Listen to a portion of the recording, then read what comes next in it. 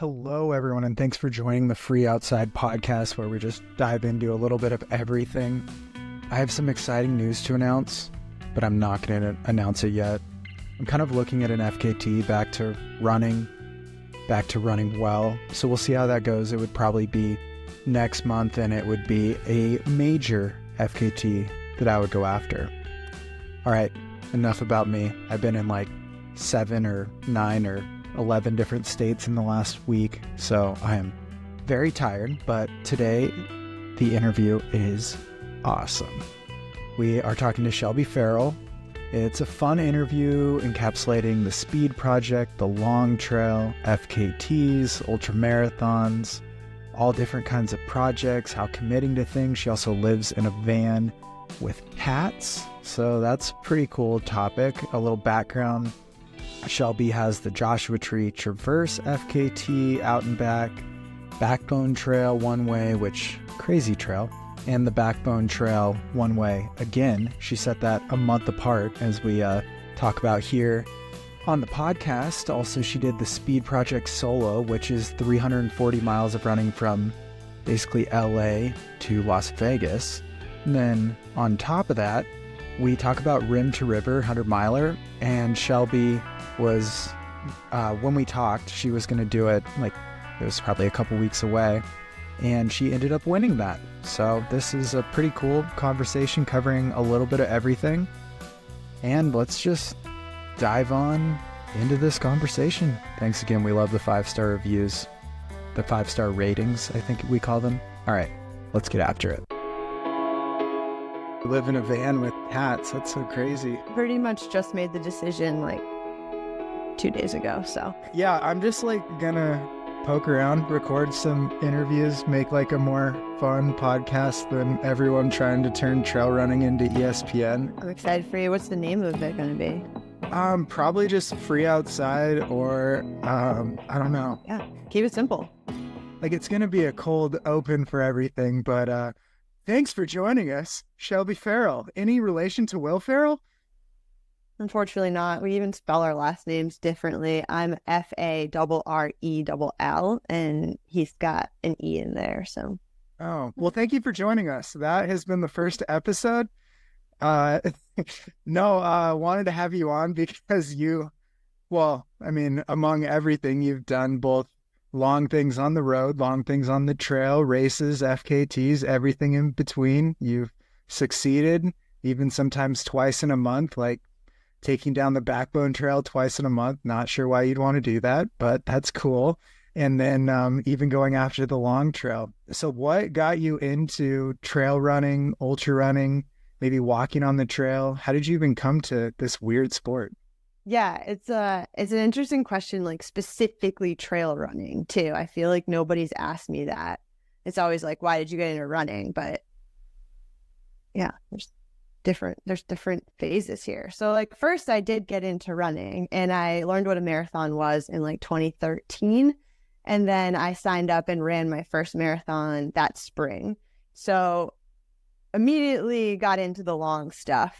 There was no.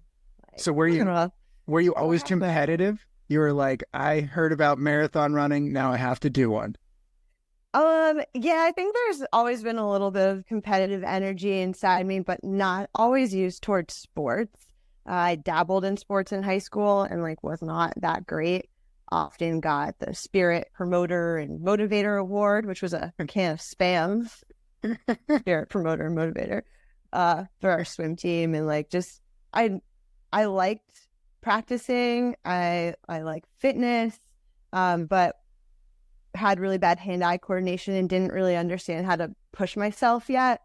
I think after I ran my first marathon, getting the idea that, oh, I could run a Boston qualifying time was really intriguing. And so that was where I started to get a little bit more competitive with myself and just trying to run faster. And it wasn't until it actually like continued to happen quickly. I started to say like it wasn't until, but it was really like 3 months later, I signed up for a 50K trail run on J Peak, which actually covers part of the Long Trail. So it's, yeah, not like just a little fire road prance. That's like one of the harder portions of the Long Trail, and you just dove into that for a 50K? Yeah, in old road shoes. I had no idea that trail shoes were even a thing. Um, and I'll never forget, like the little Nathan bottle thing, like that usually maybe a marathoner might wear, the tiny little bottles. Or, I mean, Camille Herron could probably wear that during this J Peak race and be fine. But I just remember them like falling out on one of the rock scrambles and watching one of my stupid little water bottles like roll away. Like, How did you even hear about 50Ks or trail races? Because I think it took me forever to even know that trail running had races. yeah, I have literally no idea how I heard about this race. Like, maybe they gave us a pamphlet at that marathon in the spring, and I was just going through my little runner goodie bag and was like, oh, 50K on a mountain. I don't know how far that is, but sounds beautiful. Let's go. So yeah, definitely just like fell into it. I grew up on a long dirt road, and so I've always loved just wandering off into the woods and getting lost and exploring and like that feeling of adventure. So it just seemed like an opportunity to do all of that in a more controlled setting. Yeah, and so that was like 2013. How did you get into longer and longer and longer, and then eventually FKTs? Was there a big gap in there, or and then you lived in LA too, the mecca of trail running, as they call it, you know?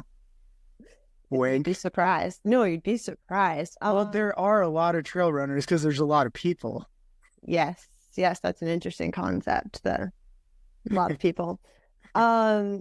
Yeah, so it was a slow progression from there. So I did the 50K and then did another marathon the next year, and really kind of wanted to see where I could get in the marathon and try to qualify for Boston, which just felt like a good arbitrary goal at the time.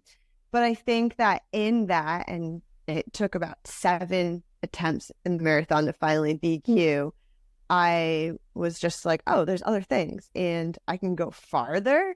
What? And so signed up for a 50-mile trail run, and then yeah, kind of just kept going from there. 50 to 100 to 250. Yeah.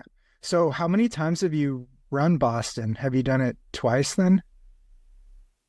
I actually have done it once, and it was pretty sweet. I qualified, and then I was sort of over it and wasn't going to try to fit in, trying to get in and do Boston. Okay.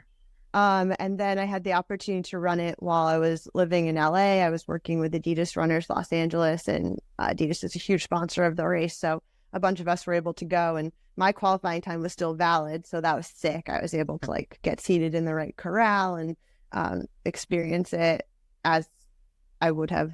Yeah. And so yeah. And your video was awesome. It was so cool.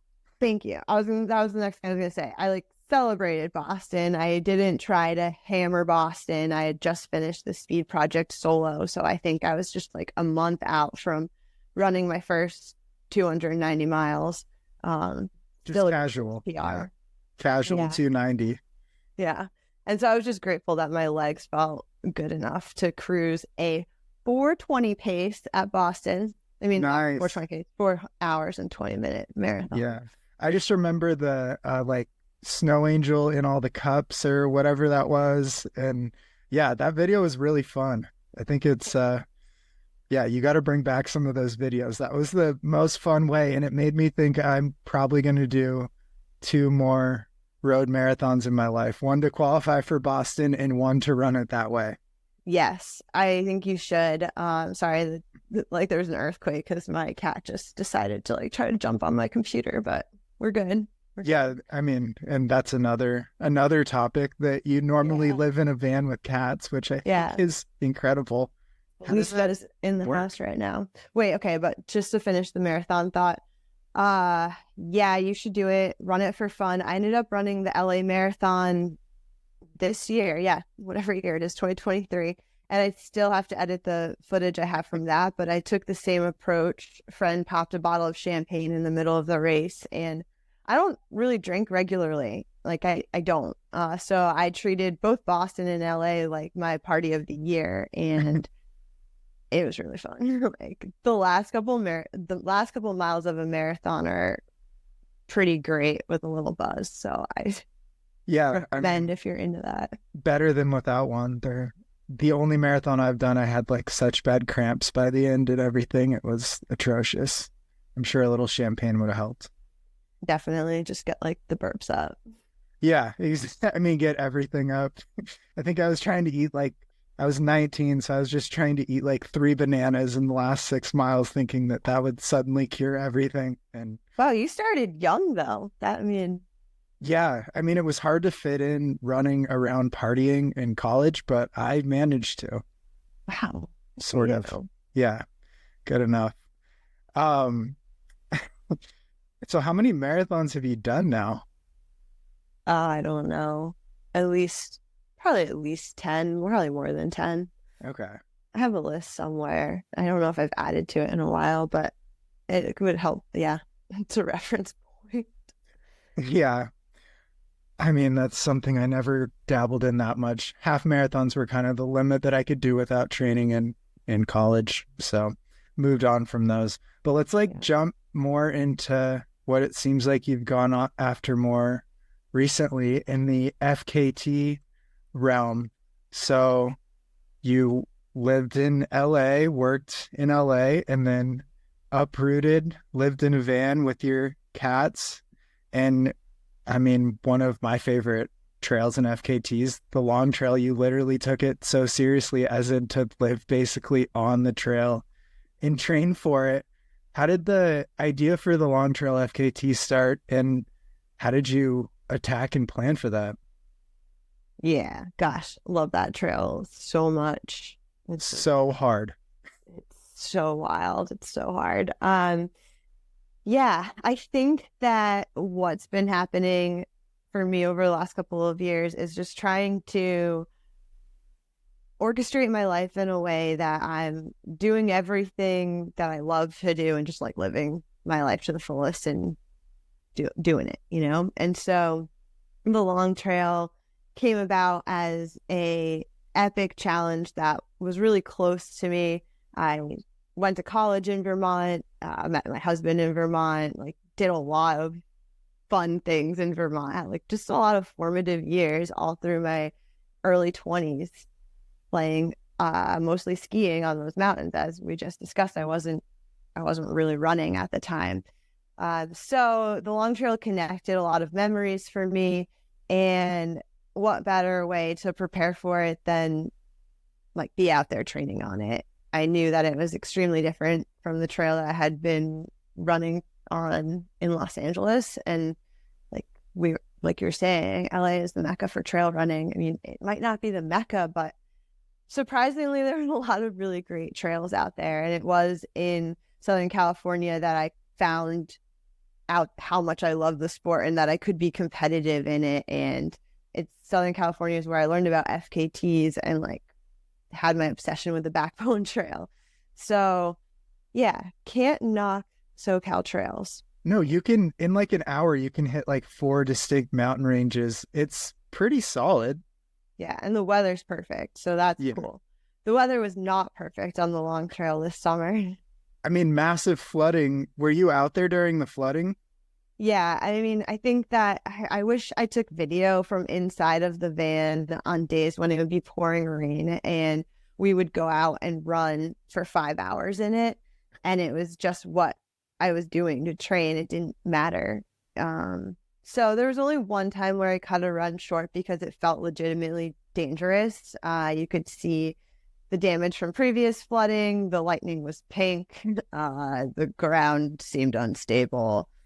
It was getting dark. So there was one run definitely cut short from the weather, but otherwise we trained through it. And I was ready for that FKT. Like, so I guess to answer your question, if I was going to go after the Long Trail FKT, I was going to do it right, which meant really experiencing the trail. And we got one hell of an experience this summer. Yeah. And you had you even got a coach for it all and everything too, like dove head first into it. Yeah, that was nuts. I've said for a while I love creating my own training plans. It's satisfying, and there's nobody to blame but myself if something goes wrong. But I had been working with Martin, who's the trail captain for Adidas Runners Los Angeles. Like, we were running together all the time, and he is just way more into the science behind things than I am, and just has, that brain for trail running. And so took the opportunity to have him coach me, and he's still coaching me, which is, it's just sort of nice to not have to plan my runs and being able to trust the data, even though there have been times where I'm like, oh, I don't think it's working, blah, blah, blah. And then like the week later, I'll have like what feels like a breakthrough run. And you're like, okay, it's good. Just, trust it. So, yep. Working with Martin, he's doing a great job, and we really got to do specific training for the long trail, like a lot of just great interval pushes on the terrain that I would be exploring for essentially 5 days. So yeah, good. And going into an FKT, which obviously you have to, second place doesn't get anything, you have to break a very specific time. How much of a planner and spreadsheet person, and especially supported, that's something that's so foreign to me. How do you plan that? Are you penciling out every like 5 to 10 miles, or is there a little buffer in there, especially with Vermont weather? Yeah, we did not know what was going to happen with weather. I do kind of like making spreadsheets. They're not going to have an intricate formula in them or anything, but they'll be aesthetically pleasing with a color scheme, and just there's a style to my spreadsheets for sure. For this one, I utilized the Avenza map quite a bit, actually, to figure out where my different checkpoints would be. I had that all into my watch too, which was nice. And so you're just like getting clear data between the map and the watch and like the spreadsheet. I think hopefully that made it easy for people to figure out where I was and how far I needed to go next. Basically what I'm trying to say is trying to get as much of all of those little points in a manner that 10 different people or more can figure out what you're trying to say, and like orchestrate around it is the purpose of the spreadsheet. And so it's like a communication plan of sorts. Because once you start, you're probably just focused on moving forward, and people are like coming up there to join you in the middle, and you're probably not in charge of meeting up with them and stuff. So how complicated was that? I put everybody in like a WhatsApp group, and had Jason, who was crew chief, and then 2 friends, Will, who Ultra Bad Will, and Vanessa were I called them the pace captains, and I was like, all right, you guys are in charge of this, like keep it going. There was an error in the first day where just logistically we couldn't get from where I started to the aid station like 3 miles in, and I should have communicated that, but it was like on the spreadsheet, so I figured, oh, they'll see it, they'll figure it out, they'll be there, and then they weren't there. And so then that was kind of the first realization of, at the end of the day, a supported FKT is still your responsibility. It's still your little scheme in your head, no matter how beautiful your spreadsheet is. So it's tricky. It's definitely like, I would never want to be a wedding planner.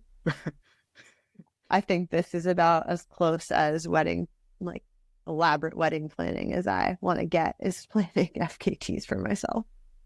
I wonder if that'll be a new realm in the endurance world, is FKT planner. I wouldn't be surprised. I think Cole Crosby and his partner started like a crew service. So I mean, there's like 10,000 of them on the FKT website. Like there's probably enough. You could have a FKT planning service or something. Yeah. Yeah. Hey, next business plan. We could go in it together. Yeah, I'll make I don't know. spreadsheet. I don't know if we have the commitment to that. I like doing them when I get to do the FKTs or it's a friend. Yeah, you're right. I probably would just, might sabotage a few people. Yeah. Oh, you want to plan for the Long Trail FKT, do y'all? Yeah, here's my plan. Good luck. Yeah. String Bean's a good guy. I know he's helped a lot of people with the Long Trail specifically. So yeah. That one's blown up in popularity over the last couple of years, but especially this year, a lot of action too. Yeah. Well, I'll be back for 2024, so more action coming. Yeah. So in the supported efforts like that, when you get to where you're going to take a break or eat or sit down or change things, what is the scene like? Do you just plop down in a chair and then everyone's like handing you food, or you put on Normatec boots or chugging ketones, or what is going on? Are you just sitting there as the queen and things happen around you, or do you have a lot of things you're going through as well? It's a little bit of both. I think that for this one, there are a lot of queen bee moments, which were awesome, but also I really needed to take more control and, be a functioning adult and not let people serve me like they did, although it was great. So that was an interesting thing to reflect on, and I'm curious to see the film coming out in November to see what that really looked like. Yeah. But there's a lot of things that I would want to get done in those breaks, and the struggle with the Long Trail is there's no service pretty much anywhere. So where in most situations, even a race, I could communicate, oh, I'm 3 miles from you, like I want this, and they could prepare oatmeal or something warm or whatever. There was none of that for the Long Trail. So for one instance, I really just wanted to Theragun my legs. Like I was realizing that my body was starting to feel worn and I wanted to do some kind of body work. And that turned into Shelby wants a spa day. And it was this whole joke that was actually pretty funny throughout the whole thing. Like I really wanted a burger, and there's this note that I think Vanessa had taken a picture of, and it was like, hamburger spa. Like, what is happening? Our next business, FKT planning and hamburger spas. Yes. So there's something in that. So yeah, I think there are some princess moments for sure, but what I wanted to do was get in there and officially take care of my needs so I can get going again. And I think that there's a way for next year to like condense those needs. And somebody this weekend was talking about how they called it like a get shit together stop or something like that, where that would be the stop where they brushed their teeth and they changed their outfit and they like did kind of the getting their life together moment. And so something like that is, I think, such a good idea, where you're condensing some of those similar tasks to one aid station break so they don't end up getting spread out like chaotically throughout the whole thing and wasting time. So that's one solid takeaway that I've kind of been reflecting on. Yeah, it seems so hard with supported in that you lose some of that efficiency for the sake of moving faster and lighter. It's like when you get to the aid or the crew, it's like you have to do all these things that if you carry more with you, you can almost do while moving slower. Was someone kind of in charge of being like, all right, it's time to get out of the chair? I keep wanting to call it a trail. I don't know. To get out of the chair and back on the trail, would someone kind of have like a timer and push something like that? Or when you took a sleep break, did you come up with how long you wanted it, or how did you manage those kind of logistics? It was a mix for sure. Like the goal is that once you get in, somebody sets a timer, and I'm going to start utilizing, and I did quite a bit in the Long Trail actually, utilize my lap button in those situations, just so like you can just glance down and know, okay, I've been here for 5 minutes, versus the waiting for somebody else to tell you and thinking you have more time or whatever.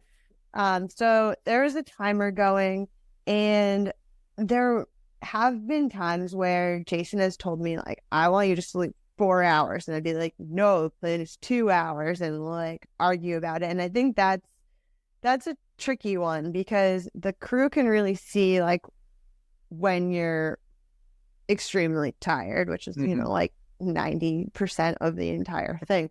But so I think there's like finding a balance and like trusting your crew when they give you that insight. And I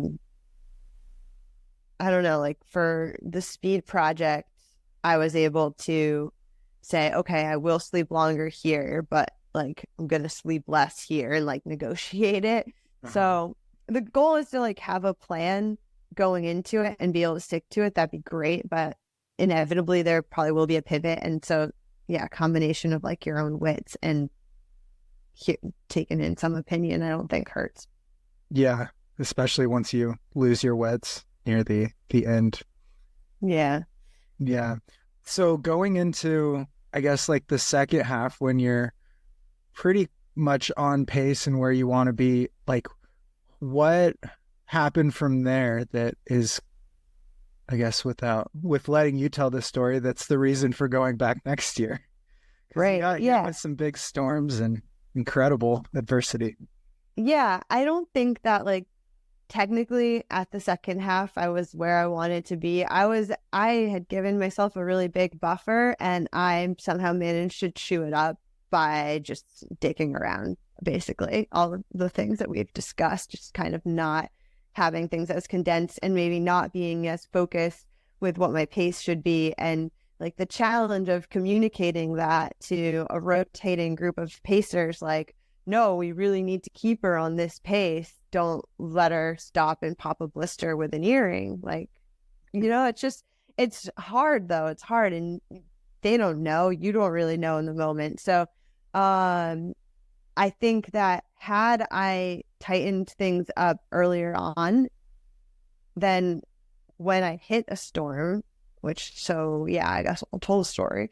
On the final day, I had just over 40-ish miles to the finish, and I was really wrecked, sleep deprived. There's this video of me just like stumble crying down Stratton, like begging for the van to be there, and you can just see the dehydration in my back muscles. Like I'm a mess, like hot mess. But I was nonetheless still moving forward and still very, very determined, and really knew that I just needed a little bit of sleep to kind of, get the brain cells firing better. Yeah. And so I got the rest, and I went out for a 22-mile section through the night with a pacer, and just didn't bring a rain jacket. It wasn't supposed to rain. Multiple people on the team had checked the weather, and we ended up getting this deluge of a storm that actually flooded neighboring towns.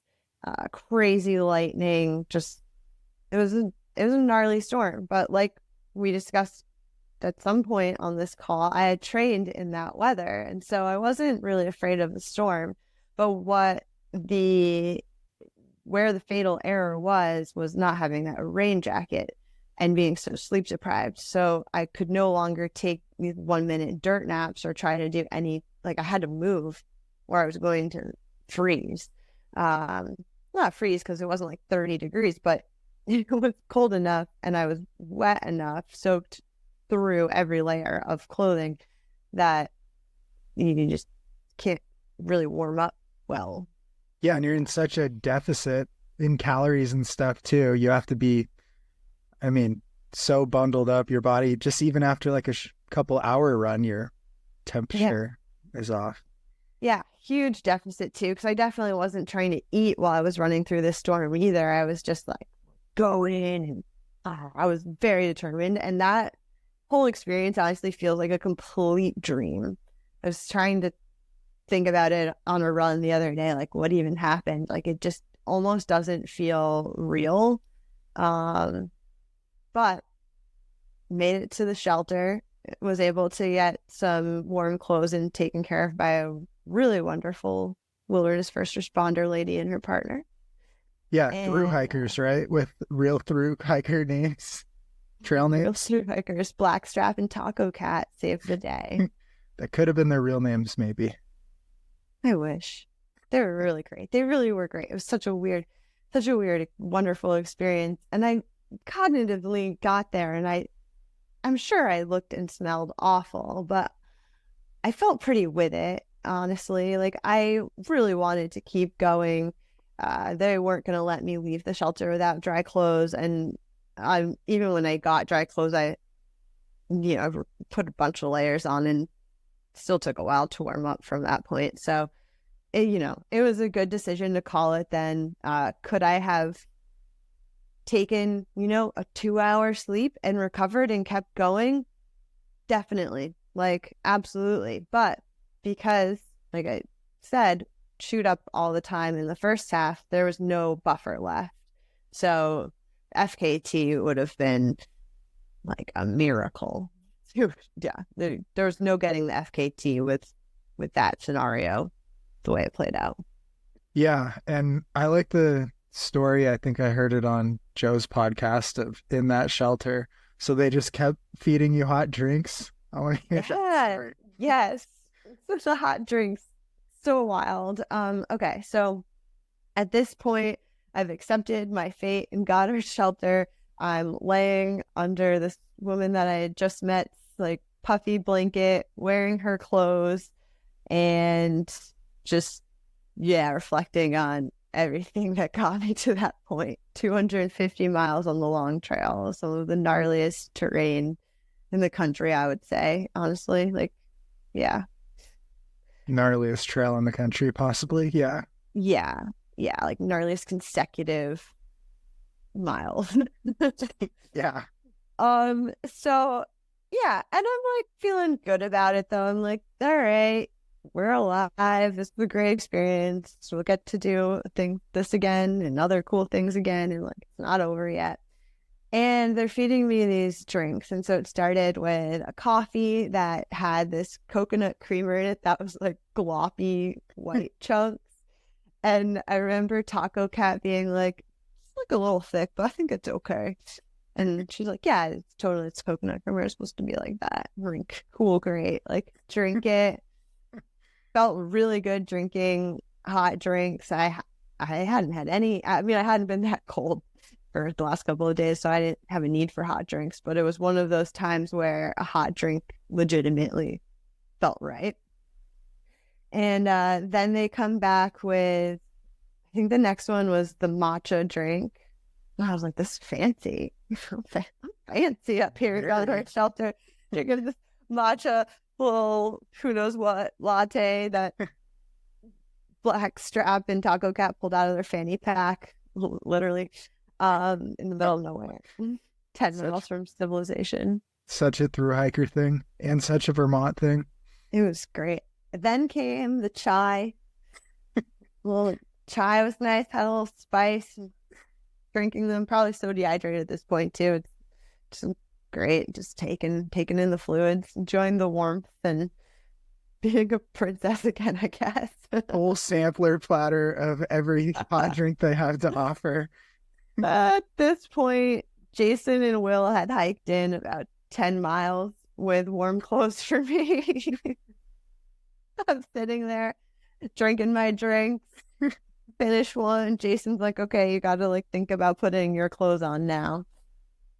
Taco Cat comes over with another drink. It's just like, he goes, do you like turmeric? I'm like, I think so. I don't know. Yeah, sure. It's good for inflammation, right? Yeah, sure.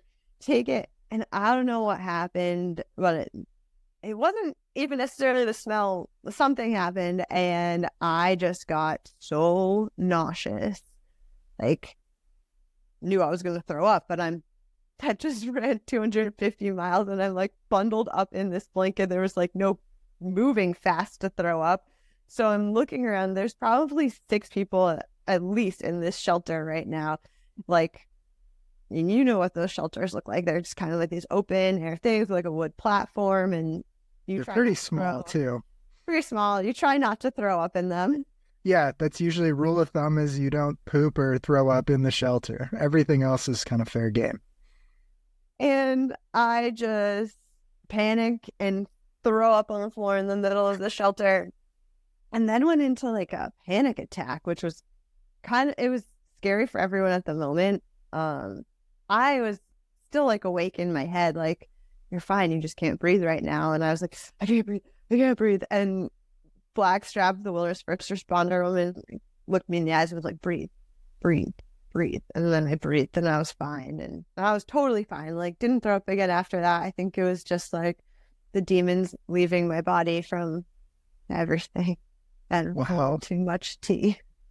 And who had to clean up all the puke in the shelter after that? It's a great question.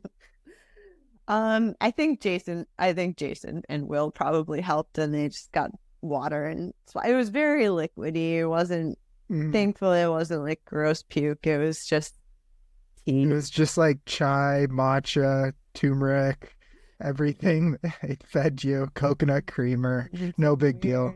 Clumpy coconut creamer. And then did you have to hike out 10 miles then from there? Yeah, this is a really funny story. So we found a shortcut, but it involved cutting the bolt on the fence through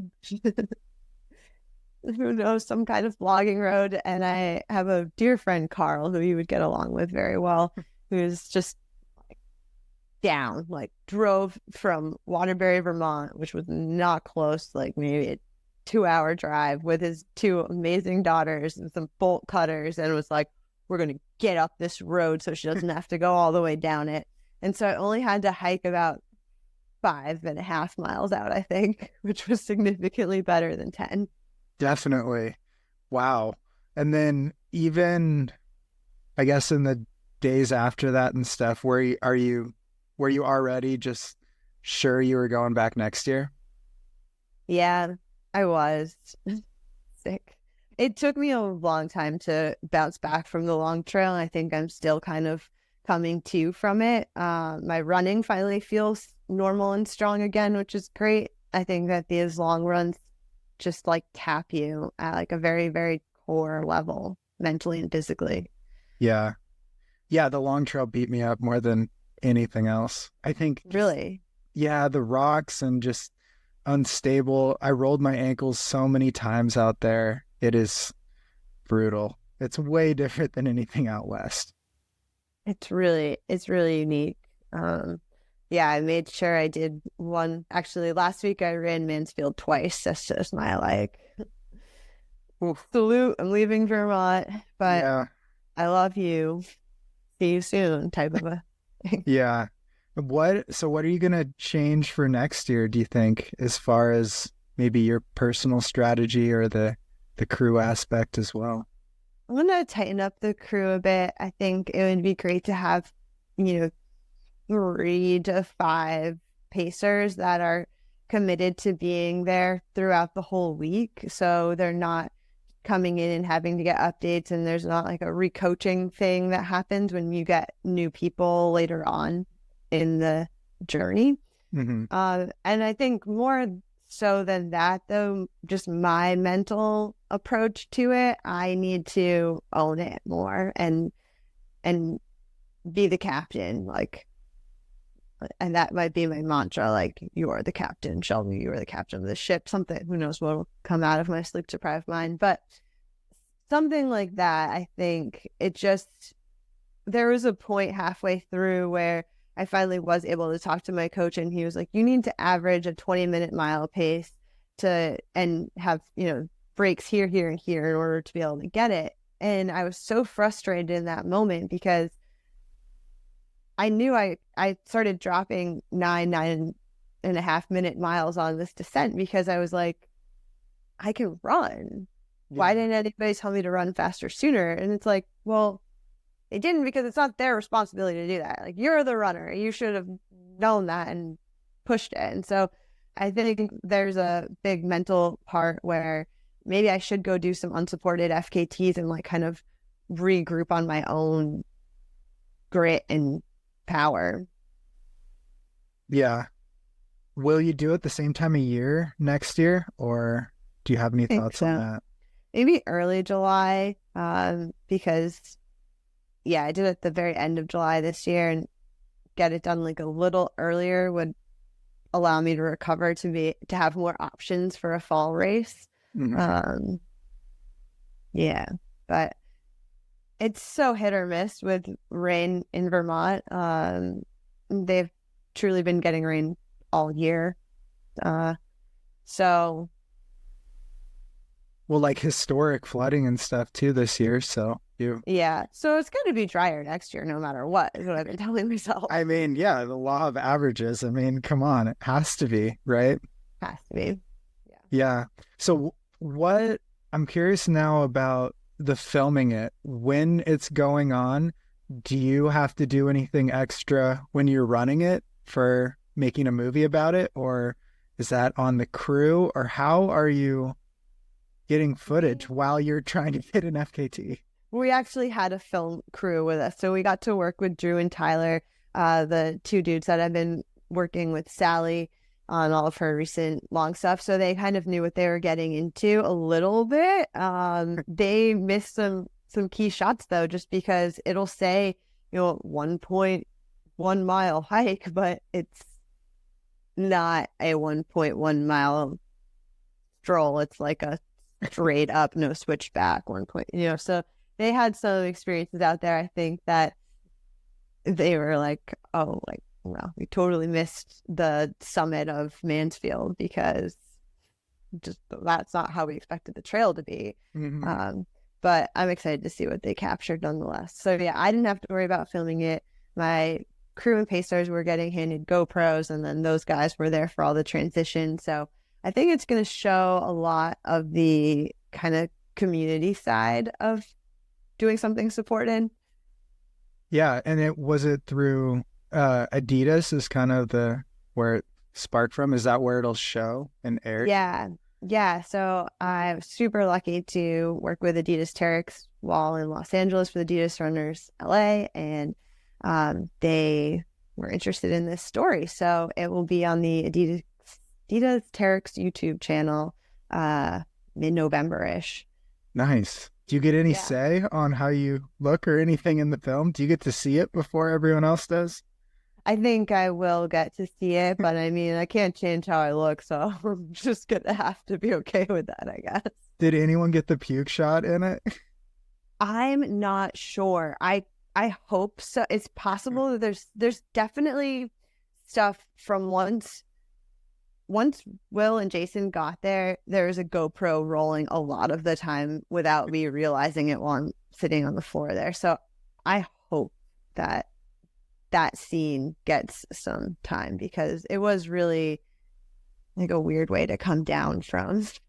Yeah, I mean, like a really good climactic ending, or like credits, puke, and then incredibly unpredictable. Like that was the unpredictable moment for me, was that how it ended. Everything else I felt like I had envisioned and trained for, and that whole scene was like, whoa, this is out of something else. Yeah. So complete left turn just right near the end. But now you've scouted it so perfectly for next year. I'm definitely going to spend more time in that area. Apparently it's also a very, very, very haunted area, and there's a ton of folklore around it. Castleton kid went missing years ago. They never found her, and apparently she was wearing a red sweatshirt, and she still haunts those woods. So there's I keep hearing these stories of paranormal activity, aliens, all this in this particular area in southern Vermont. And so we're going to spend some more time there next summer. I know, it sounds right up your alley. Yes. Maybe. So did you have any good hallucinations throughout the Long Trail? The Long Trail, honestly, was lame for hallucinations. I somehow didn't. I was falling asleep while walking in the final moments of being on the trail and pushing. I was getting the blackout vision, but wasn't seeing hallucinations. The worst time I hallucinated was on the John Muir Trail. I was like helping pace Emily Hellman, who Oh yeah. you should talk to her soon too. She has a book coming out and has done some really cool multi-day FKT stuff. She was going after the John Muir Trail FKT, and I went out to support her, extremely unprepared, hallucinated my balls off, like animatronic koalas, pirate heads, yurt after yurt after yurt, to the point where you're like, okay, that's not a yurt, but wait, that one has a person sitting outside of it, so that one really is a yurt, not a yurt. I think that landscape has a lot of big white rocks. Yeah, they can become anything. It's wild. Yeah. The trail's so like dark and dense. It's crazy you say it's haunted too, because that's exactly what it felt like when I was out there. Like fog clings down there and it feels really eerie. So that's funny. Southern section particularly, I think, is a little creepy. Yeah. Would you go southbound again? Yeah. Yeah. I was at a point where I'd see through hikers going northbound and I'd be like, what are you thinking? It's harder out there. Yeah, way harder. I mean, the Long Trail is so crazy because it's like a trail of two halves, but apparently the southern half is like haunted. Yeah, I think the southern half, I'll come back to you with like a better assessment on it. I did most of my training on the northern half. The southern half, I think, still has these gnarly technical moments, but there's just like a few more runnable sections in between. So you can almost, it does seem easier, but it can't be underestimated, especially because it's haunted. So yeah, and you're just losing your mind too. Yeah. Don't underestimate it. What did people think you were doing out there when you're just stomping through the woods at like midnight, overnight, and they're through hiking? Did you get a lot of weird questions or comments, or did they just assume it's someone else running in Vermont? Yeah, it was, I imagine, I haven't like looked into what the Green Mountain Club has recorded for like through hikes this year, but I imagine they're significantly less because of the weather. So it was like, the fact that there were people at Goddard Shelter when I got there was actually kind of nuts, because most of the shelters I had passed through, there was nobody there. So that was lucky. And I think probably a result of a lot of people starting later in the year. And so there were more people south than north, because the rain had just kind of gotten it together and stopped for a bit. But yeah, the through hikers, like the ones I interacted with on training runs, were all really cool and kind of like helped fuel my stoke, honestly, because some of them were like, oh, you're coming back, I'm gonna do it like fast, what, and just that seeing somebody who's like 70 miles into it themselves, but have been doing it over days and weeks, like, yeah, to see them that excited about somebody coming and trying to like go fast, it made me excited to be that person. So I love the through hiking community out there. It keeps that trail alive, and the caretakers just do such a great job maintaining it. It's like it's a pretty special place. Yeah, I think that's kind of that whole East Coast in general. There's just so much more, I guess, protective nature, carefulness with the trails, since there's so much less out west. It's sort of like we just run on them and don't pay too much attention, but they really do care for their trails a ton out there. Yeah, and I think this one being as old as it is too, it just has that history of being cared for. I hope trail runners start to care for the trails more. I think that the mountain bike community seems to be doing a really good job with trail maintenance and getting out there and making their trails, whatever they do to their trails, nice and smooth and perfect turns and good signage and all of that. And it would be great to see more trail running organizations popping up and kind of like taking ownership of the trails the same way the mountain bikers do. Yeah, it seems like we just need more like community leaders to organize things, because I think there's a lot of willing participants, just need more connectivity to what to do out there. And yeah, it's hard, but it does feel like of the trail using groups, trail runners do fall behind even the like hunters, mountain bikers, through hikers, overlanders sort of type. Yeah, So totally. Yeah, I one day when I don't live in a van and we're like in a community, I would like to maybe be that community leader. yeah, It's hard when you're in a van all over the place. I haven't van, dug into that yet. van down by the river full of cats. I mean, busy lifestyle. Felicia finally calmed down now.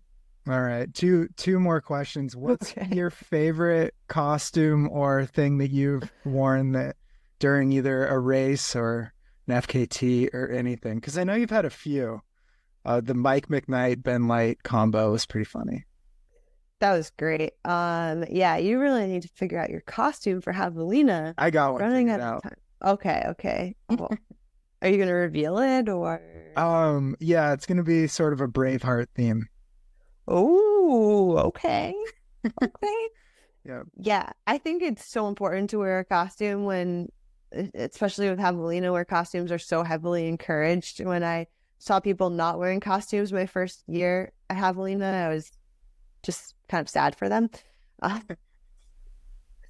So first year of Javelina, I was a unicorn. I wore a tutu for an entire 100 miles, which was pretty great, actually. And just like you could pee and you just had a tutu covering you. It was kind of like a little cover up. It was great. And it bounced and but a little extra weight. The next time I ran Javelina, I got a little more serious. And I think that you can find a lot of great spandex. And you've found some great spandex on I have too much. I have too much great spandex. So spandex is your friend with Halloween costumes. You may need to layer it over better spandex if it's particularly shitty cheap spandex. Like, I had the tights that I had for Javelina when I was an alien reptilian snow leopard. Basically because like snow leopards can't be in the desert, so I was a reptile snow leopard, and like the only way there could be a reptile snow leopard would be if an alien made it or it was an alien. So we went with it. Really Obviously. cool spandex. It was basically a costume created around really cool spandex, like a snow leopard print with a reptile pattern overlay. And they're so cool, but they're so thin and white, so I had to wear a pair of like better shorts underneath them for obvious reasons. It wouldn't have been good. So that would be like my one pro tip with spandex and costumes is like, might need to layer a little bit. Yeah, that's going to be my issue because I'm really getting into this running in skirts and dresses because it's just so breathable, but it's like figuring out the right amount to wear under them. Yeah. Having pockets. Oh, yeah, pockets are good. Yeah, so like Jason wore a jock strap and a dress, and the previous year wore a tutu. Like, so he fully embraced like the freedom of Javelina, and he loved it. But there's definitely no pockets in it. So yeah, you got to have a fanny pack or something if you wanted to have a compartment to store things. Yeah. I mean, we should just do a costume consulting business for ultra runners as well. Wow. We should just rope it all into one. Yeah. The drop down menu on our website will be like costume consulting, event planning. Yeah. Whatever else we came up with. Yeah. All right. Cat I think sitting. that's it. Yeah. Cat walking. Must be trained. Yeah, exactly. So I think I'm gonna end all the interviews with guests with just sort of one ridiculous question that you get to take wherever you want. And the one I have for you is, if you won the lottery, so let's just say $1 billion, what's the first ridiculous purchase that you would make? it's so fucked up that my brain went to like, oh, I'd pay off my debt first. Like, No, that doesn't count. That's too responsible. Because it's so everyone's like, stupid. my What's life wrong with wouldn't me? change that much. And it's like, except I'd probably get, I don't know, buy an RV, get it lifted, put a hot tub on top of it, and go live in the desert for a month. Yeah, you do that. You should do that. You should just do that now. Yeah, that doesn't matter. Yeah. Yeah, wow. I guess that response is a testament to like I am like I did buy an RV and don't have a hot tub on top of it. It's not lifted yet. It would be nice to have a little more clearance, but like I do love what I'm doing. I think that there's something that would be like a little financial stability in that it would be great. So yeah, would love to win however many millions of dollars and would probably keep doing. It's so lame. Wow, what happened to me? I'd keep doing what I'm doing, but I'd like want to go to like other. I'd want to do it better. Like, yeah. You'd get a trailer for the van to keep all your costumes in. Yeah, there we go. I would. Yeah.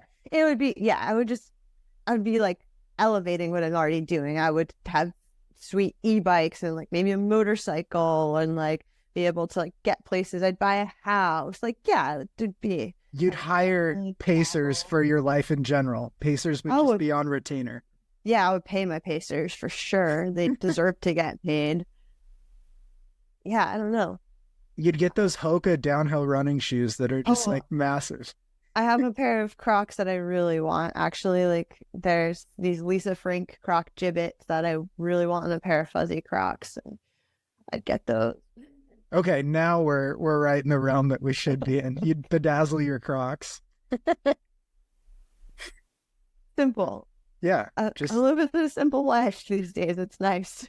Yeah, you can only have so many pairs of shoes in a van, but bedazzled Crocs are one of them. You can always make room for bedazzled Crocs. That's what we always say. Well, thanks for jumping on. This was fun. Yeah, it's always fun talking to you. What are you doing after Javelina? Do you have any multi-day things coming up? I might go for the Florida Trail record. Oh, what's that? What? Tell me about it. Yeah, I think it'd take like 3 weeks and go down to Florida. It would kind of suck, but it'd be something different. I think it'd be kind of fun. I haven't done a long multi-day FKT that's more than like 3 days in 2 or 3 years. So it's like, I've been thinking I need some adventure. I've raced 1,000 miles this year, so I need to just go do some FKT because racing's too organized and too many rules for me. Yeah. Oh, keep me posted on that. We're kind of hoping we end up in Florida for some of the winter months because, well, it's warm and different. Like, yeah. Yeah. Well, if you're down there, like, after Christmas around the Jacksonville area, you could give me a ride to the start. Yeah. It would be cool if we were. I have no idea where we're going to be, but if we're down there, which is a possibility, then yeah. Or, yeah, I'll run it. I'm going to run it too. I'm going to beat you. Yeah, you should do it. It's just like wait till people tell you their ideas and then say, oh, me too. I was worried about that with the Long Trail, honestly, because I put it out so far in advance that I was doing it. And I was like, well, that's stupid. Like, can't control these things. So, yeah. Are there people that are just going after everything you do right after you? That sounds crazy, but no, there has been at least one person in LA that I've seen go after a lot of the same trails that I did in that area. Wow. Like, go for it. That's why you do it, though. That's why you do it. Yeah, my mentality is always like, if it's a big one or one I try hard for, I want it for at least one season. Like, don't break it until the next year. Yeah. But yeah. Although I did that to Joe last year. He only got it for like 3 weeks. The John Muir Trail. Yeah. He'll get it back. He's faster. So much has to come together for these races. I feel like that's a good conclusion. Like, whether it's your spandex costume chafing or crazy rainstorms, flying squirrels, lots of stuff can happen out there. And Trail Magic and Goddard Shelter. Yeah. it's just what you do with it. So that's why I like the sport. It's pretty crazy. Yeah, it's awesome how many variables there are. It evens the playing field a little. Yeah, totally. Cool. Thanks for doing this. I'll let you know when the whole thing's up and rolling, and when I'm rich and famous from this and can buy you some bedazzled Crocs for being a guest. Yes. Yeah, no, this is great. Thank you. It's always fun talking to you. Yeah, keep me posted on your whereabouts. I am wandering right now. So yeah, I go down to Arizona like 2 or 3 times a winter, and then probably Florida this year, and then I live and work remotely in Bozeman, Montana. But unless you want to ski, not a lot out here for the next few months. I do want to ski, but we sold all of our ski gear and we moved into a van because it just didn't seem like necessary space. Yeah. But eventually I will be on skis again. Yeah, I don't know. I'm antsy to figure out where like my next chapter really takes me. Yeah, crazy. And just the US, there's international too. I know, but no, I can't leave the cats. Aren't you, Felicia? Yeah. No, but Rim to River will be fun. So first up, West Virginia, and then we'll see from there where we go. Yeah, good luck in that one. That should be fun. It'll be a good gauge of like where everything's at after such a hard FKT too, because you can't imitate that in the long run. No, yeah, I think it's going to be really good, honestly. Like, it's only 14,000 feet of vert, and I heard the trail's like, it's not going to be the long trail. So to me, that kind of seems like a nice hybrid of like runnable, yet still like moderately challenging terrain. And I think I'm in a good spot for that. Yeah, my girlfriend did that as her first 100, and she said she recommends it to everyone for it has a little bit of everything, but not too much of anything. So good. Should be good. You'll be all set. Yeah. Sick. All right. Well, I've been procrastinating for my run all day, so I guess I should go do that. Yeah, it's late there too. You better hurry. Doesn't matter. All right. Good to talk to you. See ya. Yeah. Thank you. Bye. Thank you for making it through another episode of the Free Outside Podcast here. Actually, I don't think we have that. I think it's Free Outside Podcast. So thank you. Thanks for joining us. That's all we have for today. Western States is starting when this comes out. I guess it will be starting tomorrow. Probably talk about that some on the Monday episode, but these guest interview episodes every Friday are just fun way for me to get to introduce you guys to people who do a little bit of everything and show that there's so many things you can do. Your goals can be pretty much anything, and it's really worth chasing them. My phone just went off. So with that, we'll talk to you on Monday. Hang in there. Have a great weekend. Enjoy the summer. And stay elite, my friends.